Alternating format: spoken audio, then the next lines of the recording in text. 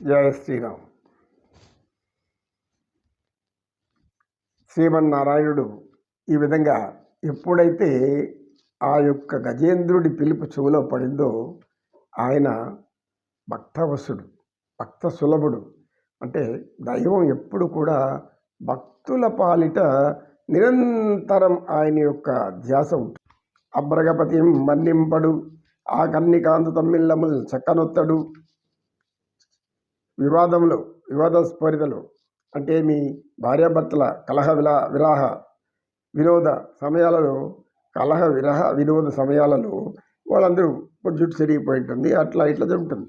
ఆయన విశాలమైనటువంటి నల్లని నీలి మేఘాల వంటి ఆ కురులు జాలువారి అలా వచ్చేసినాయి. వాటిని కూడా సరి చేసుకోలేదు. ఈ కాలం అయితే మనం ఏం చేస్తాం, దువ్వనెత్తుకొని అర్ధగంటకు ఒకసారి గంటకు ఒకసారి ఇట్లా దూకొని ఇటు దూకుంటూ ఉంటారు. ఎందుకు? అన్నీ బాగా చక్కగా ఉండాలి. మరి ఇది అందరూ అంతే, పురుషులన్నా అంతే, స్త్రీలైనా కూడా అంతే. అంటే అలా అంటే బయటికి వెళ్ళరు కదా, అది సాంప్రదాయం కాదు కదా. బయట వెళ్ళే ముందు అన్నీ కూడా అమరించుకొని అలంకరించుకొని అప్పుడు వెళ్తాం. ఇది మన సాంప్రదాయం. ఈయన అది కూడా వేశాడు. ఇవి వెంట్రుకలు ఎలా వేలాడుతున్నాయి. ఆ కన్నికాంత తమ్మిళ్ళములు అంటే చెవులు, కన్నికలు అంటే చెవులు, తమ్మిళ్ళములు అంటే ఈ యొక్క జాలు వారుతున్నటువంటి ఉంగరాల జుట్టు అది అలానే ఉన్నాయి. దాని గురించి చక్క పెట్టుకోలేదు. వివాద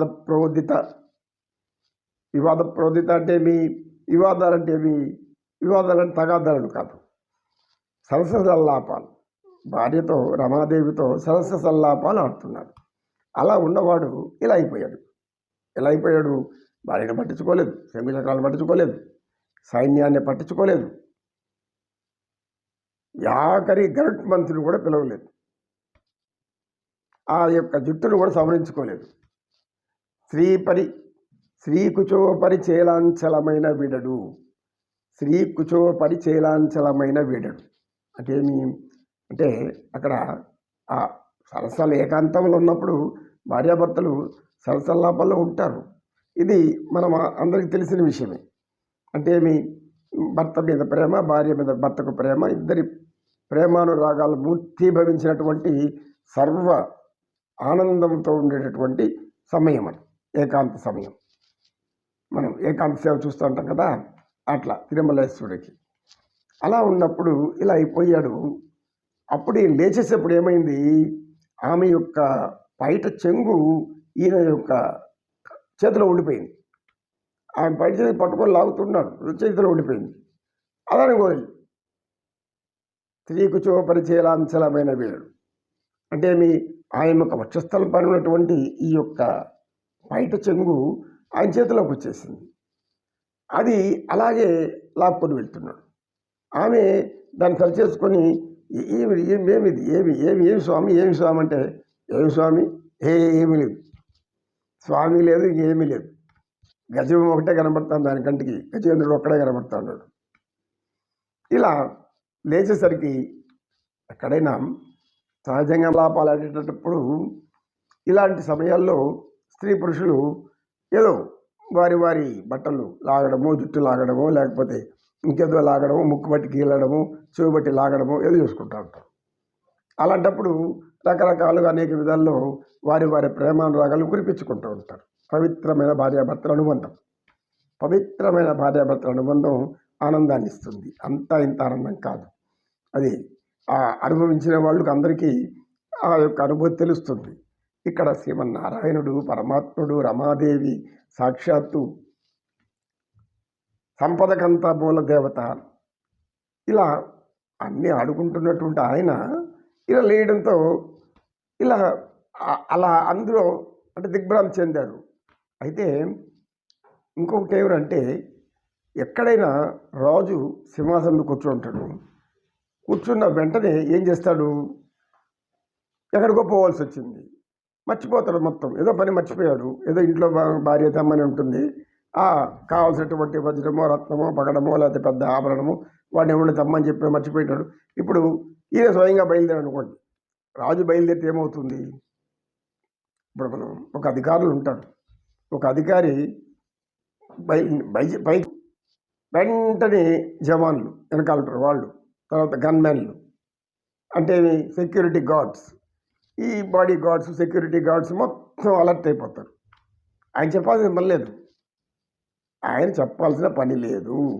ఎందుకు? ఒక అధికారి లేచాడు అంటే వెనకాల ఆయనకు కావాల్సినటువంటి మొత్తం మంది మగతలు సహా రక్షకులు, ఆయన రక్షించాల్సిన వాళ్ళు ఆయుధాలు ధరిస్తారు, వాహనాలు పెట్టేస్తారు. ఆ విధంగా ఎప్పుడైతే నారాయణుడు లేచి కదిలాడో వెంటనే గరుత్మంతుడు సిద్ధమైపోయినాడు. ఆయన పిలవకపోయినా కూడా నేను వస్తున్నాను స్వామిని అన్నాడు. శంకు చక్రాలు కూడా మేము కూడా చేస్తామన్నాడు. అన్నంత సైన్యం అంతా వెనకాల వస్తూ ఉంది. భటులంతా ఉండరు.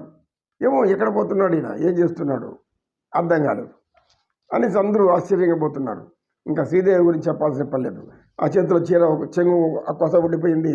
పాపం ఆమె అవస్థ ఉంది. ఏమిరా స్వామి, నన్ను ఇంతసేపు నాతో ముచ్చట్లాడి ఇప్పుడు నేను ఎవరు పిలిచారు? ఆమె కొంచెం అనుమానం వచ్చింది. ఇంకా భూదేవి ఏమైనా పిలిచిందేమో నువ్వు అటు వెళ్ళిపోతున్నావేమో అని. అంటే ఏమి అనుమానం మంది పుట్టి ఆడ తర్వాత పుట్టింది సామెత ఉండేది. అది తప్పుగా అనుకోకూడదు అందరూ. సామెత అంటే ఏమి, ఎప్పుడో ఒక వ్యక్తి ఫోన్లో మాట్లాడాల్సి వచ్చింది. ఫోన్లో మాట్లాడుతూ హలో అంటే పద్మ నువ్వా? సరే 1 గంటలో వచ్చేస్తాను అంటే ఆ పక్కన భార్య ఉంటుంది. ఎవరా పద్మ చెప్తావా చెప్పా? పద్మ ఎవరు స్వామి? పద్మ వాడి పేరు పద్మనాభుడు.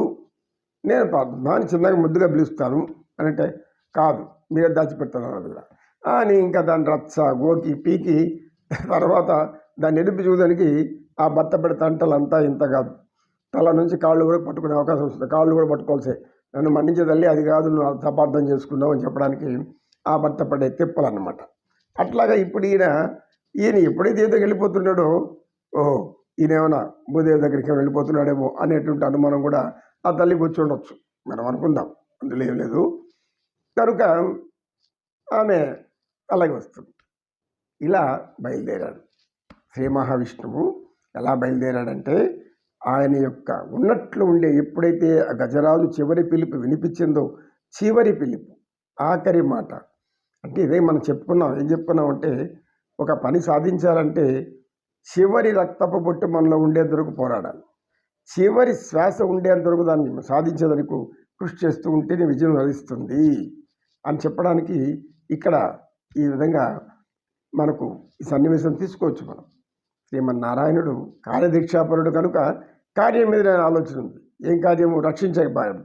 ఏం రక్షించే బాధ్యత? ధర్మరక్షణ, దుష్ట శిక్షణ. అది ఆయన కర్తవ్యం. ఎందుకంటే అది స్థితికర్త. వెంటనే లేచాడు, పైకి లేచాడు, వెంటనే కదిలిపోతున్నాడు. వెనకాల శంకు చక్రాలు పరిగెడుతూ ఉన్నాయి. అందరూ వస్తున్నారు. వచ్చేస్తూనే ఉన్నారు. తర్వాత ఏం జరిగిందో కాసంత విశ్రాంతి తీసుకొని చెప్పుకుందాం. ఓం నమో నారాయణాయ నమః. నారాయణ నీలీలీ నవరస భరితం, నీ ప్రేరణ చే జనించను ఈ లోకం. నారాయణ నీలీలీ నవరస భరితం, నీ ప్రేరణ చే జరించెను ఈ లోకం. 7 లోకాల 14 లోకాలు నీ ప్రేమమూర్తివే కదా స్వామి. ఓం నమో నారాయణ. గోవింద గోవింద. నమో కృష్ణ కృష్ణం వందే జగద్గురుం.